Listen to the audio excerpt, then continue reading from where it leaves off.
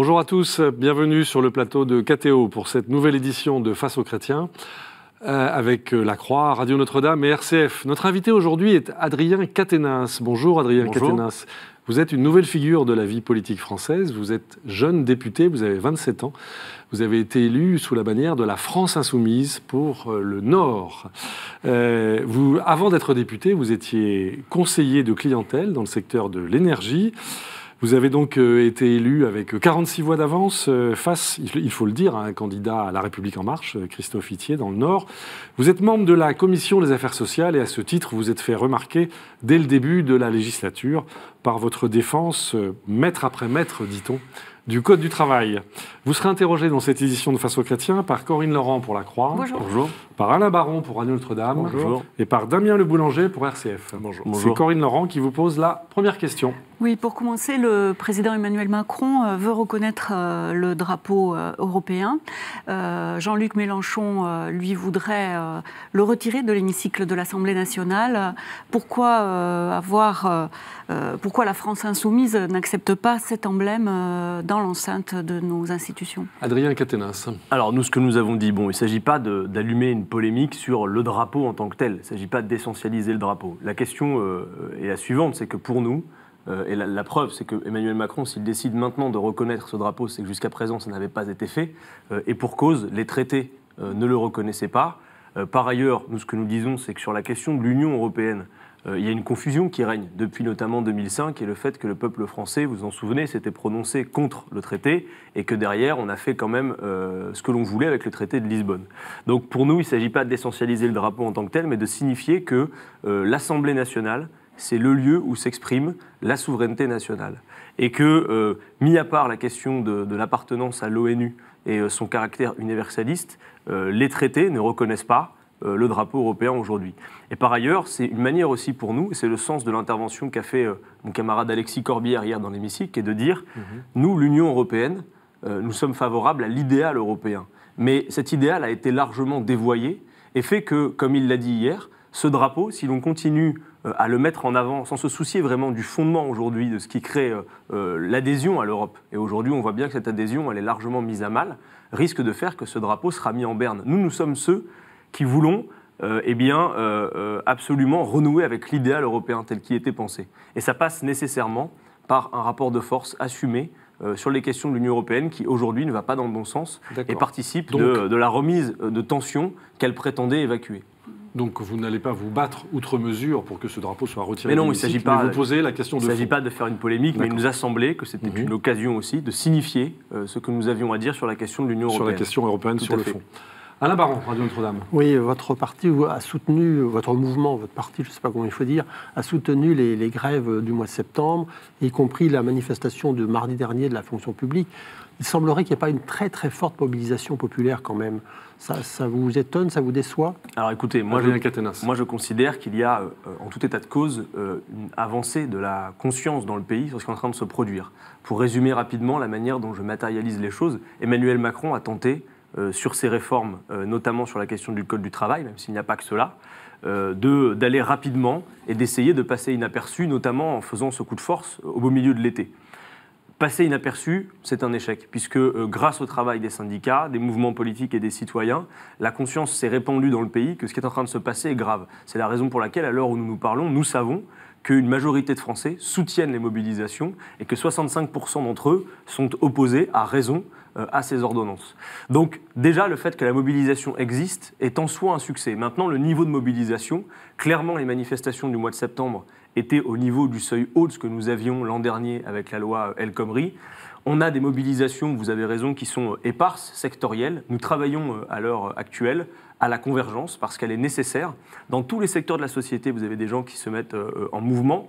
Et il y a aussi, et moi c'est ce qui m'intéresse particulièrement, celles et ceux qui avaient intériorisé que la manifestation ne les concernerait jamais, mais qui sentent bien que là, il est temps de se mobiliser et qui n'ont pas l'habitude de nos formes d'action.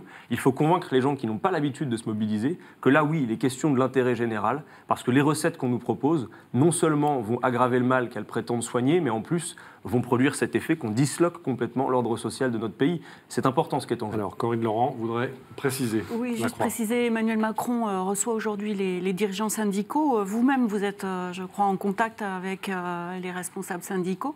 Où en êtes-vous? C'est quoi la suite? Comment on agrège ces énergies, ces mobilisations? Et Jean-Luc Mélenchon voulait faire déferler plus d'1 million de personnes sur les Champs-Élysées. Où en êtes-vous de ce projet? Écoutez, nous, vous l'avez vu, nous n'avons pas déserté le travail parlementaire. Maintenant, le rapport de force dans l'hémicycle est ainsi que nous pensons qu'il y a une nécessité de mobilisation importante. Si l'on part du principe qu'une majorité de Français, c'est ce que vérifient les enquêtes d'opinion, sont opposés aux ordonnances, nous devons pouvoir en venir à bout. Signifier à Emmanuel Macron que si personne ne lui conteste sa légitimité de président de la République, nous lui contestons le fait d'avoir obtenu un blanc-seing, notamment pour casser le code du travail. Donc maintenant, ce que nous faisons, c'est nous discutons avec les syndicats et nous disons, nous, en tant que mouvement politique, si vous prenez l'initiative, nous nous mettons à votre disposition. Seuls les commentateurs nous ont tendu le micro en nous disant que nous prétendions faire la concurrence aux syndicats. Nous n'avons jamais fonctionné de la sorte. Chaque fois que les syndicats ont appelé à se mobiliser, nous sommes au renfort. Et le 23 septembre, la mobilisation qui était notre initiative n'était d'ailleurs pas la marche de la France insoumise. C'était notre contribution à la mobilisation, notamment par le fait que les syndicats sont organisés pour mobiliser la semaine et que nous voyons que plein de gens qui ne sont pas dans des entreprises où il y a des syndicats et qui ne peuvent pas s'organiser pour se mobiliser, souhaitaient se mobiliser. Donc le week-end, pour ça, le permettait. Mais vous avez raison de dire que ce que nous avons fait le 23 septembre fait partie d'un franchissement de seuil, c'est le seuil haut de ce que nous pouvons faire comme force politique. Donc aujourd'hui, pour venir à bout des ordonnances, et je pense que nous pouvons y arriver, à la condition qu'il y ait cette convergence citoyenno-politico-syndicale. Vous parliez tout à l'heure de la manifestation de la fonction publique. Emmanuel Macron aura quand même réussi avec brio à avoir devant lui un front syndical pour le coup large. Ça fait 10 ans que ces syndicats n'étaient pas réunis. Moi, j'ai vu de mes propres yeux ces drapeaux mêlés à la manifestation du 10 octobre. Je me dis qu'il y a là le début de quelque chose. En tout cas, nous n'organisons pas un barreau d'honneur. Nous pensons que nous pouvons influencer la politique du gouvernement. On retient votre expression, une convergence citoyenno-politico-syndicale. Damien Le Boulanger, RCF. Est-ce que cela veut dire, Adrien Quatennens, que pour vous, la solution pour vous faire entendre, quand je dis vous, ce n'est pas que la France insoumise, c'est tous ceux qui sont opposés à la politique d'Emmanuel Macron, ne passe que par la rue? Alors non, je le disais à l'instant à votre confrère, je ne vais pas dire que ça ne passe que par la rue. Nous voyons les choses de la manière suivante, c'est un pied dedans, dans l'hémicycle, un pied dehors. Pas se déconnecter, pas cloisonner nos débats à l'hémicycle. C'est d'ailleurs la raison pour laquelle nous essayons à chaque fois que nous nous exprimons d'être intelligibles et compréhensibles pour l'extérieur. Mais force est de constater que la situation de la Ve République produit cet effet qu'un mouvement politique comme le nôtre, qui a obtenu quand même 7 millions de voix au premier tour de la présidentielle, n'a que 17 députés, que ces propositions de loi, parce que nous en avons, ne pourront être examinées qu'au mois de février lors des niches parlementaires. Donc, si vous voulez, l'influence du débat parlementaire... À l'Assemblée, c'est ça? Alors, on aurait pu faire le choix de dire, puisque le rapport de force est écrasant, on rentre chez nous et on déserte le travail parlementaire. Vous avez vu que ce n'est pas ce que nous avons fait. D'ailleurs, nous avons fait ce pari de faire dans l'hémicycle ce que nous faisons à l'extérieur, c'est-à-dire de ne pas trier parmi les gens à qui l'on s'adresse pour tenter de convaincre. Et oui, par exemple, au sein de la majorité, il y a une majorité de plus de 300 députés, 314. Mais des gens qui n'ont pas forcément toujours un niveau de conviction politique ou un rapport à l'engagement politique qui est peut-être aussi charpenté que le nôtre. Et on essaye, oui, y compris en s'adressant de manière bienveillante. Mais bien sûr, que faire sinon ? Que faire sinon? On essaye d'ébranler à minima quelques certitudes. L'Assemblée nationale? Non, c'est simplement du débat démocratique. Moi, c'est vrai que des fois, je souffre un peu de voir que dans cet hémicycle, finalement, ça manque de politique. Des fois, je ferme les yeux et je me dis, oula, Adrien, tu es arrivé dans un conseil d'administration et pas à l'Assemblée nationale. Même avec la nouvelle génération qui arrive. Oui, parce que moi, c'est le propre de notre courant, un rapport à la politique qui est assez romantique. Vous voyez, moi, quand je rentre dans cet hémicycle, je vois Jean Jaurès. Je ne vois pas la petite gestion. Vous ne voyez pas voilà, on recueille. Voilà. Je trouve que parfois, ça manque de politique. Nous essayons de la ramener dans cet hémicycle. Alain Baron, Radio Notre-Dame. Pour en venir à la réforme du Code du travail, les ordonnances sont là maintenant. Vous pensez vraiment, l'exécutif a dit qu'il ne reviendrait pas en arrière, vous pensez vraiment obtenir quelque chose? Je crois que, comme je disais, les ingrédients sont sur la table pour en venir à bout. La question, c'est de savoir si on va réussir avec ces ingrédients à avoir la bonne recette de convergence. Et c'est tout le pari du moment. Mais si vous voulez, sur les ordonnances, j'en prends un instant. Moi, d'abord, je suis venu à la politique à un moment où j'ai vu de mes propres yeux qu'une mobilisation de masse avait eu raison d'une loi qui avait été ratifiée, qui était d'ailleurs dans la même philosophie que celle-ci, c'était l'époque du CPE, vous vous en souvenez. À l'époque, les ordonnances, lycéen. J'étais lycéen. Les ordonnances, ce qui pose souci, vous voyez, on ne manifeste pas par amour de la manifestation. les manifestants, ça leur coûte d'être là. Ils font grève une journée, c'est des gens, ça leur coûte du temps. Nous manifestons et nous contestons par raison, parce que nous savons que ces recettes, c'est-à-dire flexibiliser davantage le marché du travail, c'est grosso modo ce qu'on applique depuis plus de 20 à 30 ans, et nous n'avons pas vu jusqu'à preuve du contraire que ça apporte les effets escomptés en termes d'emploi. Ce que ça provoque, effectivement, c'est que la France peut se targuer d'être la championne d'Europe des dividendes versés aux actionnaires. Voilà ce que produisent... Et du chômage aussi, du chômage de masse. Certes, mais moi je considère que face au chômage de masse, il y a des solutions. Vous savez, on dit souvent qu'on est dans la contestation, mais nous avons un programme et nous le développons encore. Donc nous avons plein de propositions à faire sur la question de l'emploi. Quelle est la situation ? Aujourd'hui, il y a en France une situation de pénurie d'emploi. J'ai entendu récemment qu'on nous faisait encore le coup du chômage volontaire. Vous savez, aujourd'hui, la réalité, c'est un emploi non pourvu pour 300 chômeurs. Par conséquent, même si vous pourvoyez tous les postes qui sont à pourvoir, il reste une masse considérable de chômeurs. Quand on rencontre des chefs d'entreprise, d'ailleurs, l'INSEE en a fait la démonstration, ils sont très peu nombreux, 11% seulement, à évoquer le droit du travail et son contenu comme un frein à l'activité. Par contre, l'incertitude économique, ils sont beaucoup plus nombreux à la citer, ils sont 28%. Le problème que nous avons dans ce pays pour l'emploi, c'est un problème d'activité qu'il faut relancer. Il faut faciliter la vie. Macron. Alors, non, pas surtout. Il faut relancer l'activité. Relancer l'activité, mais de quelle manière ? Nous proposons une relance de l'activité qui soit socialement utile, écologiquement soutenable. Je n'ai pas vu que c'est ce que proposait Emmanuel Macron. Son projet à lui, c'est de dire... Pour venir à bout du chômage de masse, nous allons le remplacer par la précarisation accrue de l'emploi. Vous savez, l'Allemagne, dont on dit souvent qu'elle est un modèle économique, derrière des indicateurs économiques qui peuvent a priori être intéressants, vous avez une réalité sociale. Et qu'en Allemagne, vous avez 13 millions de pauvres pour un indicateur au niveau du chômage qui est effectivement très faible. Plus agréable à regarder que chez nous. Est-ce que c'est ça que nous voulons ? Je n'en suis pas sûr. Corinne Laurent, Lacroix. Juste si je peux rester sur ce sujet, le deuxième chantier social d'Emmanuel Macron, c'est la formation, c'est professionnel, c'est l'apprentissage. Ce sont plutôt des solutions qui, j'imagine, sont susceptibles de vous convenir. Il faut regarder dans le détail. Il y a une chose qui est certaine, que je veux bien réaffirmer aussi ici devant vous, c'est que quand il le faut, nous sommes une opposition farouche et frontale, mais nous ne sommes pas une opposition principielle. Dès lors que les choses vont dans le bon sens, nous savons le dire. D'ailleurs, nous, dans l'hémicycle, par exemple, dans les débats qui ont déjà eu lieu au sein de l'hémicycle, c'est la France Insoumise qui a été à l'initiative de la plus large alliance ponctuelle, avec même la droite, pour venir à bout du verrou de Bercy, par exemple, dans la loi de prétendue moralisation. Donc vous voyez bien qu'on n'est pas sur une opposition tout azimut de principe. Mais je pense qu'Emmanuel Macron se trompe dans les trajectoires. Il procède à une profonde continuité dans la politique qui est menée. Il rénove la méthode, ça c'est clair. Là où Manuel Valls faisait le 49.3, lui légifère par ordonnance. Mais si vous voulez, la philosophie, c'est toujours la feuille de route du MEDEF qui est suivie de manière arbitraire.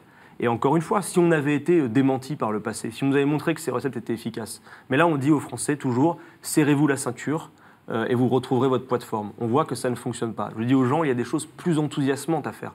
Nous pourrions relancer l'activité dans ce pays par un vrai plan de relance qui soit effectivement socialement utile, écologiquement soutenable. Avec de l'argent public ? Bien évidemment, entre autres, et sur les questions budgétaires aussi, il y a beaucoup à dire. Je ne sais pas si vous avez prévu que nous parlions du budget, mais sur les questions budgétaires, il y a un profond déséquilibre. Et nous avons aussi des propositions en matière fiscale. Il y a beaucoup à faire. Et on pourrait faire plus enthousiasmant que tout ça. Plutôt que de se lever le matin en se disant que nous faisons les ordonnances rabougries, qui fait que tout le monde va se regarder les chaussures pour aller au travail, qu'on va faciliter les licenciements, qu'on va rendre la vie des gens plus difficile. Nous pourrions nous lever le matin et nous dire que nous participons à la réponse aux grands défis qui se posent à l'humanité tout entière, notamment sur les questions écologiques. La France en a toutes les compétences. On pourrait faire quelque chose de plus enthousiasmant. Alors on va passer en revue toutes ces questions. Une dernière question pour cette première partie de Damien Le Boulanger. Juste avant, et pour rebondir sur vos réponses, où vous semblez dire, voilà, on n'est pas entendu, on essaye de se faire entendre tant dans l'hémicycle que dans la rue, que sur tous les outils que l'on peut utiliser. Vous avez lancé le projet d'une web TV alternative, le média.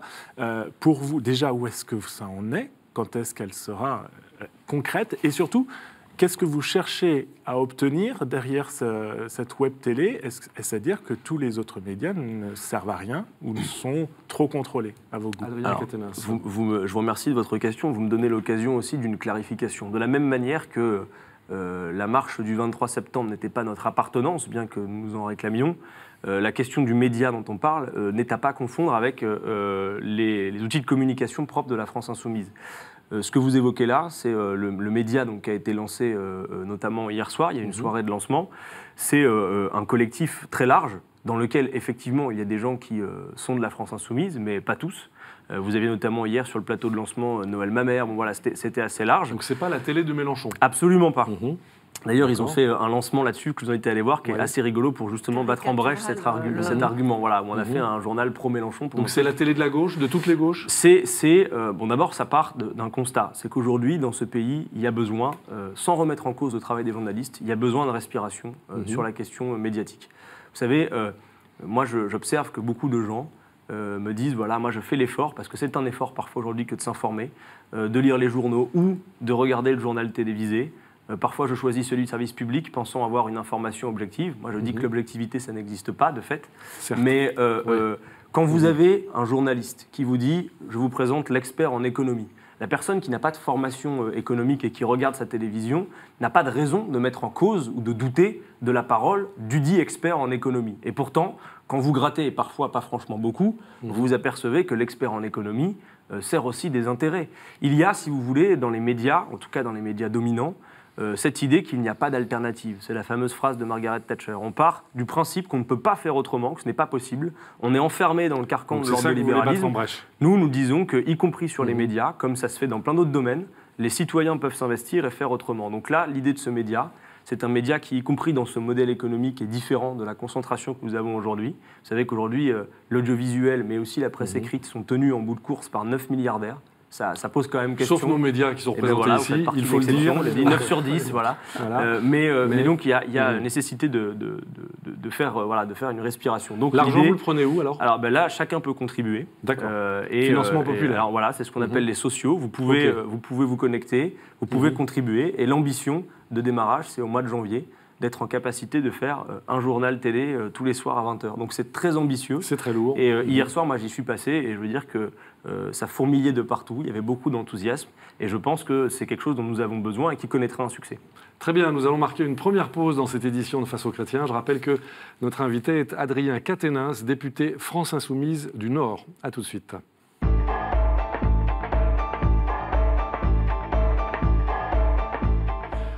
Retour sur le plateau de KTO pour cette édition de Face aux Chrétiens avec La Croix, Radio Notre-Dame et RCF. Notre invité aujourd'hui est Adrien Quatennens, député France Insoumise du Nord. Il est interrogé par Corinne Laurent pour La Croix, par Alain Baron pour Radio Notre-Dame et par Damien Le Boulanger pour RCF. C'est Alain Baron qui ouvre la deuxième partie de Face aux Chrétiens. Oui, la discussion budgétaire a commencé. La France Insoumise taxe ce budget de droite. Globalement, qu'est-ce qui vous permet de dire ça? Quelles sont les mesures symboliques les plus importantes? Je n'ai pas vu que nous parlions de budget de droite, parce que je résume. Étiquetage, voilà. C'est un budget des riches, qui assume une préférence pour les riches. S'il fallait le résumer, bon, d'abord quelques indicateurs. On a des économies annoncées pour plus de 16 milliards, dont plus de 5,5 pour la sécurité sociale, mais surtout il y a la question du déséquilibre. Le pari que fait ce gouvernement, et que défend notamment le ministre Bruno Le Maire, c'est de dire nous allons privilégier, en tout cas moins imposer le capital, parce que finalement Bruno Le Maire se fait le défenseur du théorème de Schmitt, qui dit que les profits d'aujourd'hui sont les investissements de demain et les emplois d'après-demain. C'est ça l'idée. Ce que nous vérifions depuis un certain temps, c'est que les profits d'aujourd'hui sont les super profits de demain et les méga profits d'après-demain. C'est ça le problème, c'est qu'aujourd'hui, vous avez une situation qui est telle que c'est à peine 30% des profits qui sont investis. Et cette logique s'est renversée. Ça ne marche pas. Avant les années 90, 70% des profits étaient investis. Aujourd'hui, c'est 30%. Ça veut dire que le profit en tant que tel, et c'est d'ailleurs, ça fait le lien avec la question de l'emploi que nous évoquions tout à l'heure et de la relance de l'activité, le profit, plutôt que d'aller vers les investissements dans l'économie réelle, provoque cet effet d'accumulation. Donc le pari du gouvernement, c'est de dire, si on favorise les plus riches, ceux qui ont déjà beaucoup, il y a cette idée alors ils disent qu'ils ne sont pas favorables, mais la théorie du ruissellement, qui dit que si on favorise en haut de la pyramide, il va y avoir un effet de ruissellement sur toute l'économie. Et des emplois jusqu'à preuve du contraire, ça ne s'est pas vérifié. Le budget est déséquilibré. Il y a donc d'une part la question de l'ISF recentrée uniquement sur l'immobilier. Ça fait plus de 3 milliards. Vous avez la fameuse flat tax, c'est-à-dire la fin de la progressivité sur l'impôt du capital avec la taxe à 30%. Juste quelque chose qui est quand même intéressant. Si on prend un exemple qui ne s'appliquera pas puisqu'il n'est pas d'aujourd'hui, mais par exemple les plus-values, vous vous en souvenez, qu'avait réalisé Madame Pénicaud sur les stock options de Danone, les 80 années de SMIC qu'elle avait gagné en une journée. Eh bien, si on faisait la différence entre ce qu'elle aurait dû payer en impôts avec l'ancien système ou avec le nouveau système de ce gouvernement, eh bien, c'est un manque à gagner pour l'État de 278 000 €. Avec les 7 milliards, finalement, qui vont être redistribués vers les plus riches, nous pouvons faire, par exemple, 115 000 places de crèche, 60 000 postes d'enseignants. Et de l'autre côté, je termine, excusez-moi, le gouvernement, en même temps, assume le fait d'aller taper au portefeuille ceux qui en ont le plus besoin, avec les 5 € d'APL, notamment. Donc on voit bien qu'il y a un déséquilibre. C'est un budget qui procède même, on peut le dire, à un transfert de richesses des plus pauvres vers les plus riches. Mais alors, Adrien Quatennens, je vais me faire, pardonnez-moi, mais je vais me faire l'avocat de votre diable, l'avocat d'Emmanuel Macron. Il y a quand même un certain nombre de mesures pour les plus pauvres, la suppression des cotisations sociales, chômage et maladie, la suppression de la taxe d'habitation, la hausse de l'allocation adulte handicapé, la hausse de la prime d'activité, du minimum vieillesse, le soutien pour les gardes d'enfants, familles monoparentales, et il est question de supprimer les allocations familiales pour les riches. Est-ce que tout ça, c'est vraiment rien à vos yeux, Adrien Quatennens ? Alors voilà, vous avez cité beaucoup de choses sur lesquelles on aurait beaucoup à dire. Par exemple, moi, je suis pour l'universalité des allocations. Bon, pour ne citer que cet exemple. Il faut les laisser aux riches. Il y a beaucoup, mais la question, les allocations, contrairement à l'impôt, ça n'a pas la fonction de redistribution de la même manière. Donc, moi, je suis pour l'universalité sur ce principe-là. Mais si vous voulez, y compris les quelques mesures qui sont les plus favorables aux plus modestes, ne sont rien à côté des sommes qui sont en jeu à redistribuer pour les plus aisés. Il y a des calculs qui ont été faits. Grosso modo, ce qui est dit, c'est que, et ce qu'on vérifie d'ailleurs dans le budget, c'est que la moitié des baisses d'impôts vont profiter aux 10% les plus riches. Voilà ce qui va se produire. Donc il y a un déséquilibre absolu. Et on ne s'attaque pas au cœur du problème. Par exemple, sur la question fiscale, il y aurait beaucoup à dire. On pourrait imaginer un système comme nous l'avions proposé pendant la campagne présidentielle, où chacun paye, tout le monde paye, mais réellement à hauteur de ses possibilités, reçoit même ses besoins. Tout le monde paye, mais paye. Avec 14 tranches d'impôts, c'est-à-dire un effet qui est beaucoup plus lissé que ce que nous avons aujourd'hui, les fameuses 5 tranches. Où la moitié des Français ne payent pas d'impôts. Tout l'effort pèse sur les classes moyennes, et la progressivité, plus vous gagnez, elle s'effondre finalement.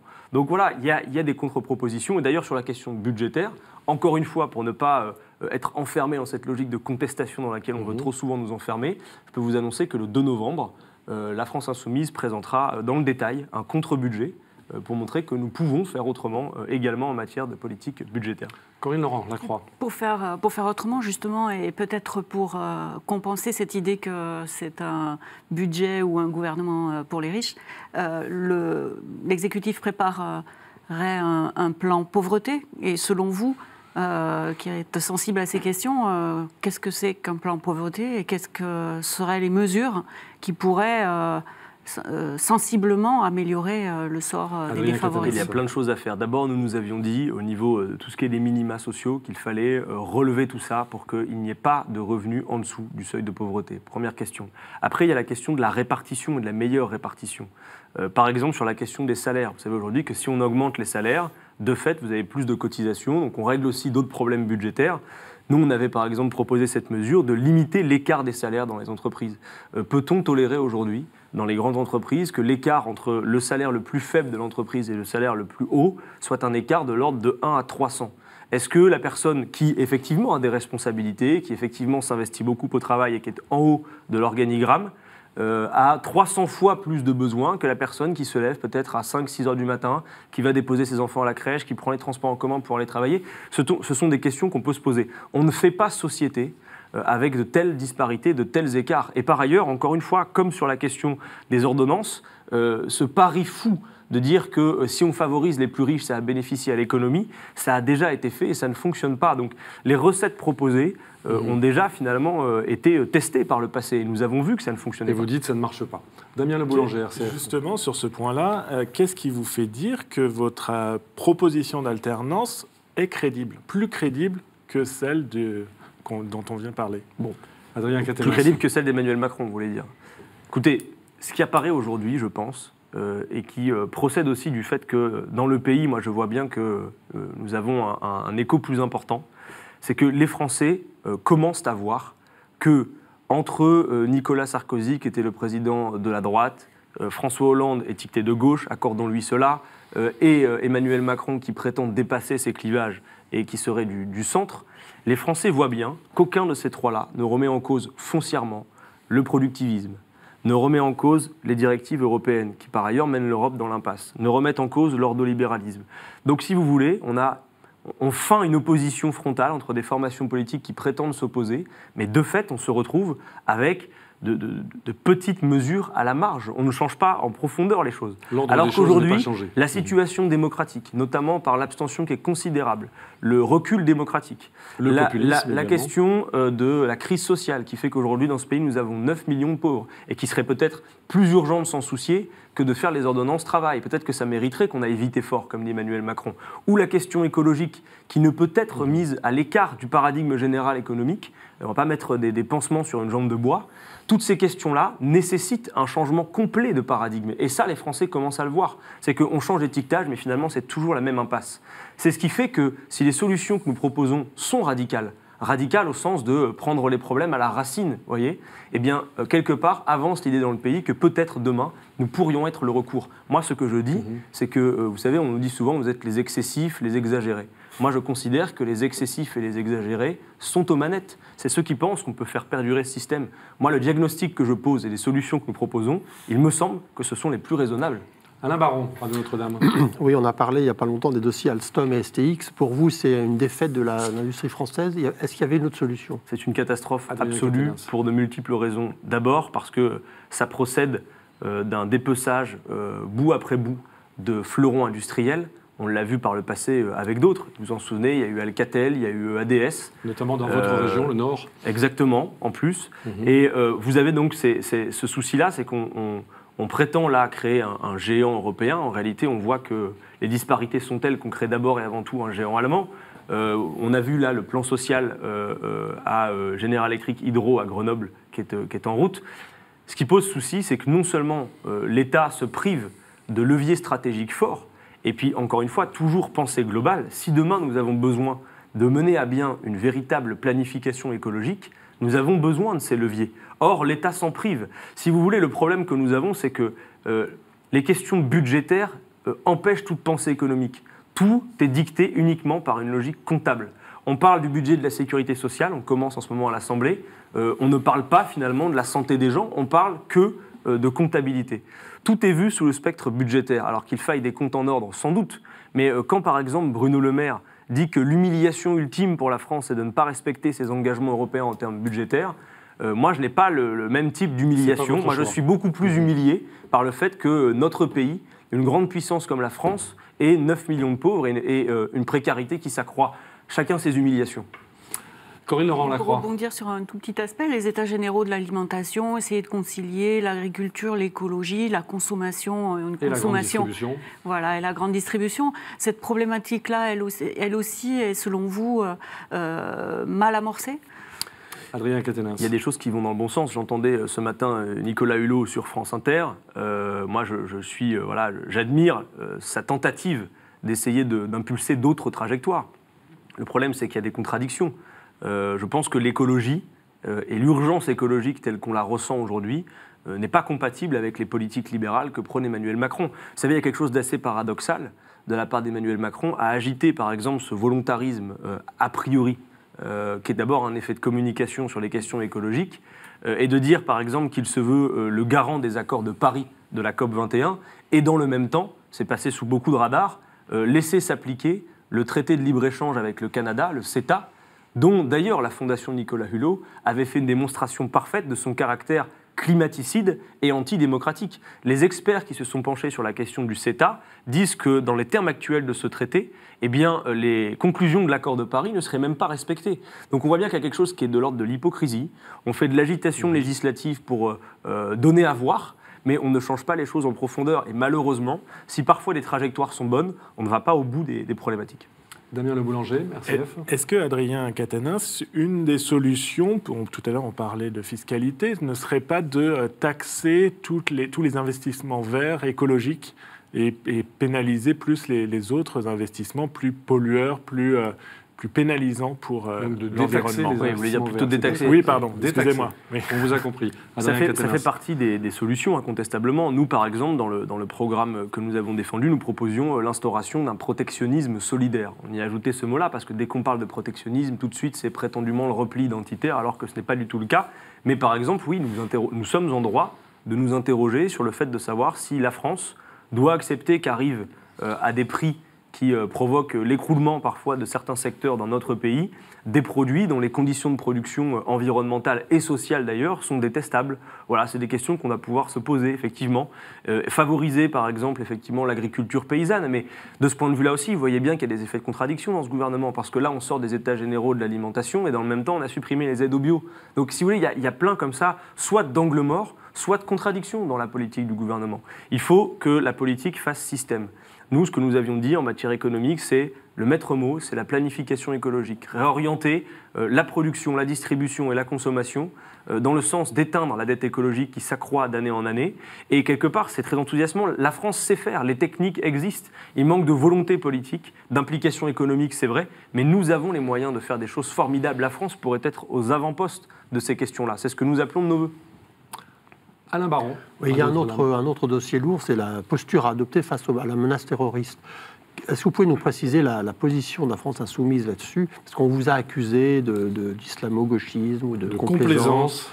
Est-ce que vous pouvez nous préciser? On nous a même insultés. Vous avez raison de dire qu'on nous a accusés. Adrien Quatennens. Moi, ça m'a fait sortir de mes gonds. C'est-à-dire que, si vous voulez, ce qui s'est produit dans le débat sur cette énième loi terroriste, c'est que soit vous étiez pour la surenchère sécuritaire, soit, si vous faisiez autre chose que cela, vous étiez, comme vous le disiez à l'instant, islamo-gauchiste. Bon.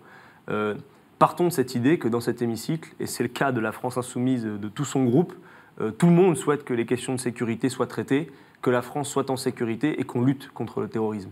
Ce fait est incontestable. Nous avions défendu pendant la campagne présidentielle, nous avons d'ailleurs un livret sécurité que j'invite les téléspectateurs à aller regarder. Nous, en matière de sécurité, nous en appelons un retour à la raison. Pourquoi ?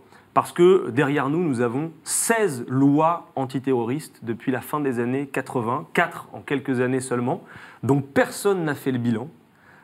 Et par ailleurs, Emmanuel Macron avait annoncé dans son programme présidentiel la fin de l'état d'urgence. Donc pour respecter sa promesse de fin de l'état d'urgence, on nous propose d'instaurer une forme d'état d'urgence permanent. Encore une fois, c'est de l'affichage. On dit on met fin à l'état d'urgence, oui, en tant que tel, c'est ce qu'on vient de faire, mais on va le remplacer par un droit commun considérablement modifié. Alors notre position, c'est de dire le droit commun tel qu'il existe avant cette loi permet de s'attaquer durement au terrorisme, sans avoir ces déséquilibres qu'on va avoir demain entre l'administratif et le judiciaire, sans avoir, vous savez, dans les débats, on se coupe parfois les cheveux en quatre pour savoir comment on va fouiller les coffres de voitures, etc. On n'a pas vu que ça empêchait, par exemple, les événements tragiques que nous avons eus à Marseille. Alors, donc, pour nous, la question qu'il faut poser est celle des moyens humains et des financements, qui n'est jamais posée. Et par exemple, vous noterez que quand la France insoumise propose un amendement qui propose de s'attaquer à ceux qui financent le terrorisme, notamment par ce fait symbolique, mais quand même notoire, de l'entreprise Lafarge, dont on sait qu'elle a financé Daesh, et qu'on propose de la sanctionner, alors là, il n'y a plus personne, on ne peut pas en parler. Comme quand on essaye de parler des ventes d'armes et de tout autre sujet. Et je pense effectivement que cette loi, cette nouvelle loi, procède d'une nouvelle agitation législative, mais nous ne sommes malheureusement pas plus en sécurité avec cette loi que sans. Mais donc face à l'islamisme, vous dites quoi? Que dit la France insoumise? Mais d'abord, ne confondons pas la question de l'islamisme et de la radicalisation, qui est un problème, avec celle de la sécurité intérieure. Moi, je vous dis, dans le droit commun, il y a la capacité de s'y attaquer. Ensuite, c'est sûr, il y a un combat d'ordre culturel à mener pour une laïcité réelle et faire en sorte, effectivement, que l'on s'attaque aux problèmes, mais essentiellement, d'ailleurs, sur nos rapports à l'international. On ne peut pas avoir cette hypocrisie qui consiste à dire avec l'Arabie Saoudite. Mais, par exemple, vous voyez, il y a quelque chose, y compris en termes d'affichage, qui n'est pas crédible, si vous voulez. C'est ce que nous avons essayé de démontrer avec ce projet de loi. Et nous avons d'autres solutions, mais d'abord, c'est la question des moyens. Moi, je visite, vous voyez, en circonscription, des commissariats, etc. On voit que c'est le cas d'ailleurs de tous les services publics. On parlait de services publics. Vous avez des services publics en France qui sont à deux doigts de craquer et qui ne tiennent plus que parce que les fonctionnaires se surmobilisent et s'usent à la tâche pour que ça tienne. Quand vous voyez des commissariats où tout s'effondre, ça pose question. Et là, cette question-là, notamment celle des moyens humains et financiers, nous n'avons pas pu la poser. Très bien, on a encore beaucoup de questions à vous poser, Adrien Quatennens. Je rappelle que vous êtes député du Nord, député France Insoumise. Vous êtes notre invité dans cette édition de Face aux chrétiens. Nous allons marquer une deuxième pause. À tout de suite.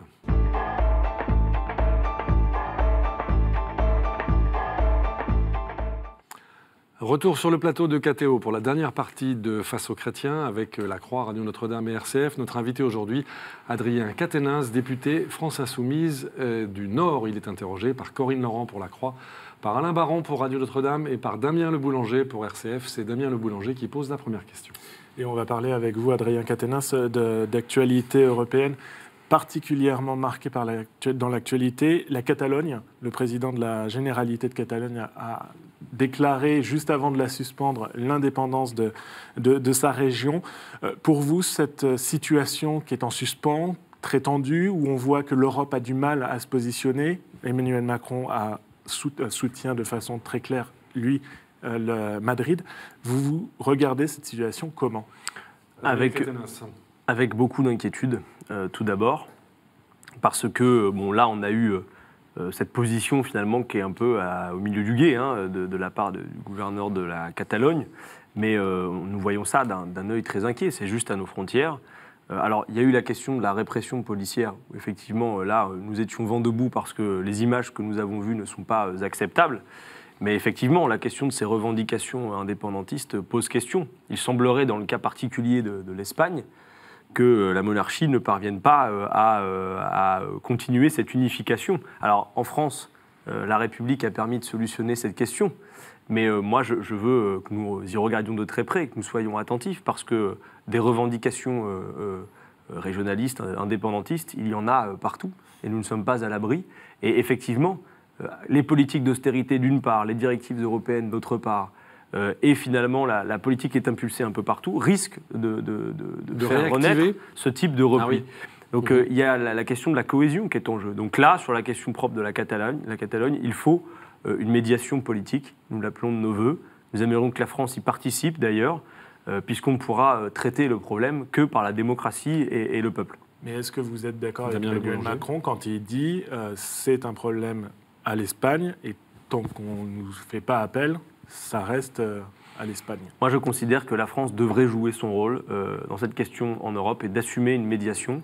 Et par ailleurs, quand Emmanuel Macron dit que c'est un problème propre à l'Espagne, moi je demande qu'on soit très attentif. On parlera de l'Europe après, mais on le voit partout, y compris quand les peuples sont questionnés démocratiquement sur l'Europe et sur leur appartenance. Il y a cette tentative de repli que nous observons partout et qui est le fait des politiques qui sont menées en Europe, de la trajectoire de l'Europe. C'est pourquoi, y compris quand nous disons qu'il y a urgence à réorienter les politiques et à réorienter les politiques européennes, c'est plutôt justement pour pérenniser une forme de cohésion, parce que sinon, on se met des œillères, on pense qu'on continue à avancer. Ouais. Bien sûr, il y a des équilibres très fragiles qui sont en péril. Corinne Laurent, La Croix. Autre question européenne, celle des réfugiés. Angela Merkel en Allemagne a infléchi sa politique. Emmanuel Macron a confirmé l'accueil de 10 000 réfugiés. Là aussi, est-ce que l'Europe a un problème de cohésion par rapport à cette... Très clairement, on le voit bien. Tantôt, Mme Merkel fait une politique où elle accueille, ensuite elle ferme les vannes suite à des résultats électoraux. On a des problématiques, on le voit bien sur le territoire. Moi, on le voit notamment à Lille. On a le cas de Caen, dans des situations où ce n'est pas tolérable. Il faut accueillir les réfugiés. Alors, il y a une vraie question, c'est que, y compris sur ce sujet, c'est la question des causes qui n'est jamais évoquée. On le voit bien, il y a des migrations pour cause de guerre, et la France doit assumer une position indépendante sur ces questions-là pour pouvoir peser pour le retour de la paix en toutes circonstances. C'est la raison, par exemple, pour laquelle nous appelons à sortir de l'OTAN et de sa logique guerrière. Ensuite, il y a les accords commerciaux inégaux. Vous avez beaucoup de réfugiés économiques qui le sont du fait de ces accords commerciaux inégaux. Mais quand les gens sont à nos portes, une fois que nous avons pensé une politique qui traite les causes, nous ne pouvons faire autrement que de nous comporter en êtres humains responsables. On ne peut pas tolérer que la Méditerranée devienne le cimetière qu'elle est devenue. Donc on accueille. On doit accueillir quand ils sont présents. Et dans le même temps, nous devons traiter les causes. Vous savez, l'immigration est toujours une souffrance pour la personne qui migre. On ne quitte pas son pays par plaisir, en se disant tiens où je vais aller sur la carte. Non, on le fait, on quitte sa famille parfois, on quitte les paysages, on quitte ses habitudes parce qu'il y a une situation de désespoir telle. Donc il faut bien voir cela. Et par ailleurs, moi je fais toujours le lien entre les différents sujets que nous avons évoqués aujourd'hui. On parle parfois des difficultés que nous avons en France à accueillir, vous l'avez dit, 10 000 personnes. Mais la question écologique, les experts scientifiques nous ont dit que si nous ne traitons pas clairement cette question de manière plus ambitieuse qu'elle ne l'est, on parle de jusqu'à 200 à 250 millions de réfugiés climatiques. Par conséquent, vous voyez que même quand nous proposons d'inverser la tendance en matière écologique et d'assumer une planification pour venir à bout de ces problématiques, il y a aussi un lien sur la question de ces déséquilibres et des questions migratoires. Alain Baron, Radio Notre-Dame. En même temps, même si c'est que 10 000 réfugiés, pardon, ce qui ne paraît pas énorme, on voit bien que la France a du mal à les accueillir dignement. Comment faire? Et que disent vos électeurs là-dessus, Adrien Quatennens? Il y a une question des moyens. Moi, je vois que les gens ne supportent pas qu'on laisse des réfugiés dans des situations qui sont intolérables. Donc, encore une fois, pour moi, il faut une politique d'accueil pour ceux qui se présentent à nos portes, qui soit doublée d'une politique qui traite réellement les causes. Nous savons, par exemple, que certains accords de libre-échange provoquent la migration. Vous savez, moi, j'avais pris souvent cet exemple du poulet qui est fabriqué en Europe et qui est envoyé en Afrique. Quand vous avez des marchandises qui font notre beurre à l'exportation et qui provoquent cet effet que vous ruinez les capacités du pays de produire, local, vous créez les conditions de mouvement migratoire sur des causes économiques. Donc parfois même, ceux qui sont les premiers à se plaindre de l'arrivée de migrants sur notre territoire sont ceux qui proposent des politiques économiques qui, en bout de course, provoquent ces phénomènes. Encore une fois, toujours, moi je regrette trop souvent que les sujets politiques, que l'actualité soit comme ça saucissonnée. On prend un sujet puis un autre, on demande de réagir rapidement, sans voir qu'entre tout ça, il y a une profonde cohérence et une trajectoire globale. C'est ça que vous évoquez. Peut-être sur un autre sujet, Corinne Laurent-Lacroix. Oui, je vais revenir sur les sujets de société et notamment, je voulais vous questionner vous interroger sur la problématique de la PMA et de la GPA et connaître la position de la France insoumise sur ces questions sensibles. La position de la France insoumise est toujours celle qu'elle avait défendue pendant la campagne présidentielle. Nous sommes pour l'avancée d'un certain nombre de droits, et y compris le droit à la PMA. En ce sens, si le gouvernement y va, eh bien nous le soutiendrons. Par contre, nous sommes opposés à la GPA parce qu'elle procède à certains égards d'une forme de marchandisation du corps que nous refusons. Et vous ne pensez pas que l'un va aller vers l'autre? Non, pas nécessairement. L'inégalité pour les couples d'hommes va obliger? Je ne le pense pas. Non. Il n'y a pas de glissement? Non, absolument pas. C'est deux choses vraiment différentes pour le coup. Autant nous pouvons assumer la nécessité d'étendre des droits, autant nous pouvons refuser cette logique de marchandisation du corps. Et pour moi, c'est deux sujets bien distincts et l'un ne mène pas nécessairement vers l'autre. Alors justement, vous qui êtes opposé à cette logique de marchandisation, la marchandisation par exemple du sperme masculin, puisqu'on sait aujourd'hui qu'on peut acheter aux États-Unis, en Belgique, en Inde, une femme peut se faire un enfant et acheter du sperme. C'est pas quelque chose qui vous pose un problème? Moi, ce qui me pose problème, c'est de voir que, par exemple, de plus en plus de couples mènent un parcours du combattant absolument ahurissant pour pouvoir avoir ce que beaucoup souhaitent. Et c'est un bonheur d'avoir des enfants. Donc, nous sommes toujours pour l'extension des droits de manière à éviter la souffrance que cela provoque. Après, nous sommes opposés aux logiques de marchandisation. C'est valable pour la GPA comme pour le commerce qui serait fait autour de cette problématique. Il y a pas de contradiction entre l'extension des droits. Non, mais justement, si on veut éviter ces logiques de marchandisation, il y a la nécessité de légiférer. Si vous voulez, on ne peut pas tolérer aujourd'hui qu'on aille s'exiler à l'étranger pour mener à bien ce type de projet, comme on le faisait par le passé, par exemple, pour l'avortement. Il faut qu'on puisse avancer sur un certain nombre de sujets, tout en établissant clairement les lignes rouges. Et pour nous, la GPA en est une. Alain Baron, Radio Notre-Dame. Oui, il y a une menace nucléaire en ce moment qui est initiée par la Corée du Nord. Quelle est votre position précise sur le nucléaire, qu'il soit civil ou militaire? Adrien Quatennens. Clairement, il faut aller sur le désescalade. C'est très clair. Alors, la France a une politique de dissuasion, mais il faut effectivement éviter que se développe à la fois l'usage, mais surtout l'appropriation du nucléaire civil. Ce que nous observons avec la Corée du Nord, c'est une escalade qui est grave, y compris des tensions de part et d'autre dans le monde qui sont le fruit de personnages excessifs. la France doit aussi, et c'est la raison pour laquelle nous en appelons à un indépendantisme, nous avions développé pendant la campagne, et ça a été salué d'ailleurs par beaucoup de corps de l'armée, 200 pages dans la revue de la Défense nationale, ça s'appelait « Pour un nouvel indépendantisme français ». Et ça avait été salué, beaucoup avaient dit, sur les questions géopolitiques et de défense, peu de formations politiques sont allées aussi loin, vous voyez. Et pourtant, ce n'est pas tous les jours qu'on dit que la gauche radicale, comme on nous étiquette souvent, parle des questions de défense. Et pourtant, nous l'assumons. Donc il faut aller vers le désescalade, et la France pourra d'autant plus le faire qu'elle assumera son caractère universaliste et qu'elle sera non alignée, notamment, je le disais tout à l'heure, sur les questions de l'OTAN et de la politique va-t-en-guerre parfois qui en résulte. Une dernière question peut-être, Corinne Laurent. Pour rester sur cette question de la défense, le président de la République va recevoir une sorte de livre blanc qui expose les choix stratégiques des armées pour les années à venir. Quelle est votre position? Est-ce que vous souhaitez qu'on lève le pied, que la France lève le pied sur certaines opérations extérieures ou qu'elle revoie ses dispositifs, notamment Barkhane dans le Sahel ou Chamal dans la zone irako-syrienne? Bon, il faut réétudier tout cela de très près. En tout cas, ce qui est sûr, c'est que nous sommes pour, y compris en Europe, pour une souveraineté de la France sur ces questions-là. Par exemple, le fait qu'Emmanuel Macron appelle à construire l'Europe de la défense est quelque chose que nous voyons d'un mauvais œil, parce qu'on voit mal, alors qu'il y a déjà des incohérences en matière de politique économique, on voit mal qu'on introduise une politique de la défense qui, de fait, serait une forme de politique guerrière, parce qu'on ne va pas contre quoi ou contre qui, on va devoir se défendre immédiatement. Donc, encore une fois, en matière de sécurité comme en matière de défense, c'est un retour à la raison que nous appelons. Donc, les solutions qui seront proposées, nous y regarderons de très près, et nous y contribuerons aussi, parce que nous le faisons à chaque fois. Systématiquement, sur tous les textes, nous essayons de nous engager, d'aller vraiment au bout et de contribuer. Encore une fois, je le disais, nous ne désertons pas le débat ou le travail parlementaire quand il y a lieu de le faire. Donc, y compris sur ces sujets, nous le ferons. Nous avons dans le groupe parlementaire plusieurs députés qui sont investis dans la commission de défense. C'est le cas notamment de Bastien Lachaud. Voilà, nous y travaillons et nous continuerons à le faire.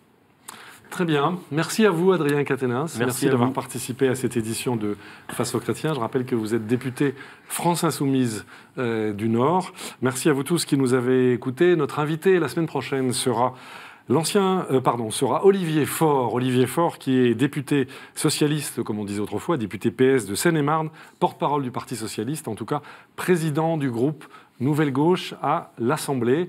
D'ici là, vous pouvez évidemment retrouver cette édition de Face aux Chrétiens sur les sites respectifs de KTO, de La Croix, de Radio Notre-Dame et de RCF. Et vous pouvez évidemment retrouver aussi toutes les anciennes éditions de Face aux Chrétiens. Merci à vous tous de votre fidélité et à la semaine prochaine.